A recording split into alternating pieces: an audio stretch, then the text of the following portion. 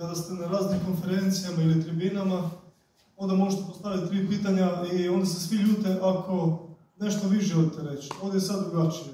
Vi možete, bilo bi lijepo da kažete kako se zovete, da se svi znamo, ili možda ako ste iz neke udruge ili iz neke političke stranke, frakcije, slobodno recite.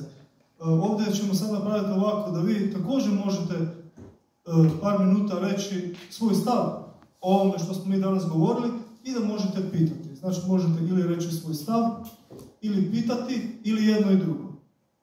Ja ću vam donijeti mikrofon, vi pitajte što želite, koga želite od nas ovdje, mi ćemo probati to odgovoriti, ili recite vaše mišljenje o ovim temama koje smo ovdje započeli. Ko je prvi? Može li to biti kao rasprava, to je za početak, postavim pitanje, pa mi odgovorite, pa onda ne znam drugo, pa mi odgovorite. Naravno, može sve kako može. želite. Da ja 10 pitanja postavim, ne znam ništa sam. Jurija, može se to vratiti? Jako poštro.